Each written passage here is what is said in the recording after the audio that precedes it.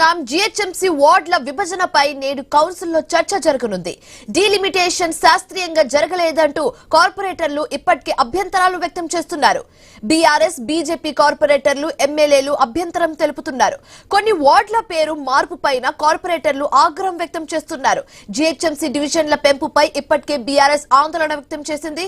ఇష్టం వచ్చినట్లు విభజించారని ఫైర్ అయింది.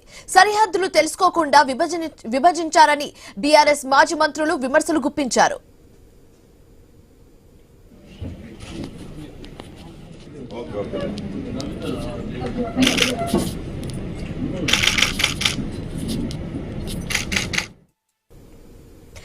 జిహెచ్ఎంసీ వార్డుల విభజనపై నేడు కౌన్సిల్లో చర్చ జరగనుంది.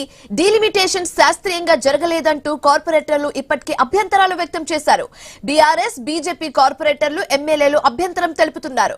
కొన్ని వార్డుల పేరు మార్పుపైన కార్పొరేటర్లు ఆగ్రహం వ్యక్తం చేస్తున్నారు. జిహెచ్ఎంసీ డివిజన్ల పెంపుపై ఇప్పటికే బీఆర్ఎస్ ఆందోళన వ్యక్తం చేసింది.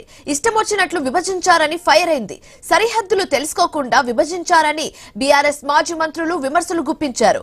ఇదే అంశానికి సంబంధించి మరింత తాజా సమాచారం మా కరెస్పాండెంట్ ప్రవీణ్ ఫోన్ ద్వారా అందిస్తారు.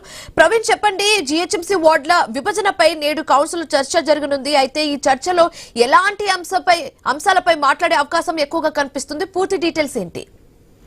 అయితే జిహెచ్ఎంసీ వార్డుల విభజన గందరగోళంగా ఉందంటూ ఇటు కాంగ్రెస్ బీఆర్ఎస్ తో పాటు మొత్తం బీజేపీ సహా అన్ని పార్టీల లీడర్ల నుంచి అభ్యంతరాలు కూడా వ్యక్తమవుతున్నాయి. అటు గోసమాల్ ఎమ్మెల్యే రాజా సింగ్ కూడా అభ్యంతరం తెలిపారు. సోమవారం జిహెచ్ఎంసీ హెడ్ ఆఫీస్ లో ఆయన మేయర్ గద్వాల విజయలక్ష్మితో పాటు కమిషనర్ ఆర్వి చరణ్ తో కలిసి ఫిర్యాదులు కూడా చేశారు. ఈ సందర్భంగా ఖైరతాబాద్ ఎమ్మెల్యే దానం నాగేందర్ మాట్లాడుతూ వార్డుల విభజనపై తమకు కన్ఫ్యూజన్ ఉందని కూడా చెప్పడం జరిగింది. అదేవిధంగా కార్పొరేటర్లు ఎమ్మెల్యేలకు సమాచారం ఇవ్వకుండానే విభజన చేశారంటూ కూడా చెప్పడం జరిగింది. అదేవిధంగా బల్మూరి వెంకట్ మాట్లాడుతూ పారామీటర్ ఆధారంగా వార్డుల విభజన చేశారో తెలియడం లేదంటూ కూడా తెలపడం జరిగింది. ఈ నెల 17 లోపు లిఖిత పూర్వకంగా తమ అభ్యంతరాలను తెలియజేస్తామంటూ కూడా అంటే నిన్న ఒక జరిగినటువంటి మీటింగ్ లో తెలపడం జరిగింది. ఈ విషయాన్ని సీఎం దృష్టికి తీసుకెళ్తామని కూడా అక్కడ ఉన్నటువంటి కాంగ్రెస్ ఎమ్మెల్యేలు ఎమ్మెల్సీలు కూడా చెప్పడం జరిగింది. అదేవిధంగా ఎమ్మెల్యే అరకపూడి గాంధీ కూడా మాట్లాడుతూ కొన్ని డివిజన్లలో ఎక్కువ ఓట్లు, మరికొన్ని డివిజన్లో తక్కువ ఓట్లు ఉన్నాయని గుర్తించామని, వార్డుల పునర్విభజన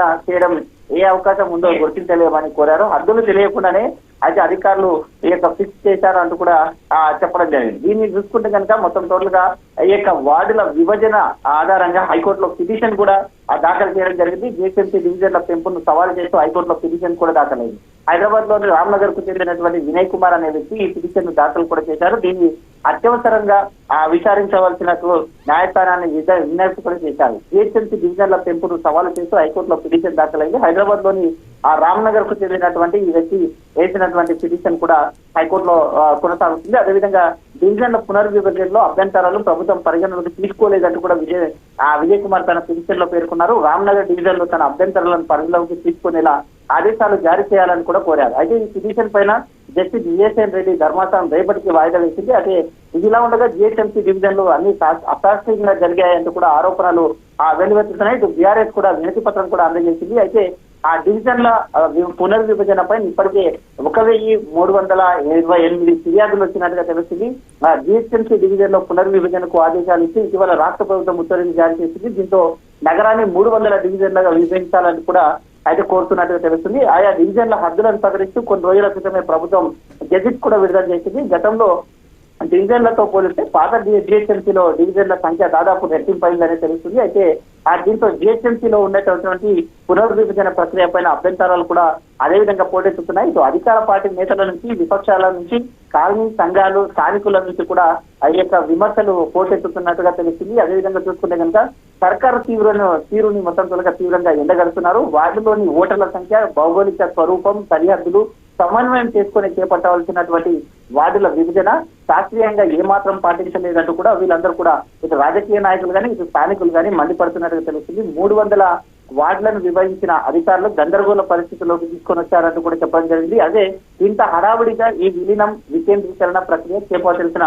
అవసరం ఏమొచ్చిందంటూ కూడా ఇటు రాజకీయ నాయకులు అందరూ కూడా మండిపడుతుంది. ఇటు ప్రతిపక్షాలు కూడా దీనిపైన తీవ్ర గందరగోళ పరిస్థితులను కూడా సృష్టిస్తున్నట్టుగా తెలుస్తుంది. ఈ నేపథ్యంలో డెలిమిటేషన్ పై అభ్యంతరాలు, సలహాలు స్వీకరించే అందుకు వారం కూడా గడువు తీసుకుంది. అయితే బీఆర్ఎస్, ఎంఐఎం ఎమ్మెల్యేలు, బీజేపీ కార్పొరేటర్లు పెద్ద ఎత్తున పునర్విభజన జరుగుతున్న తీరుపైన విమర్శలు చేస్తున్నారు.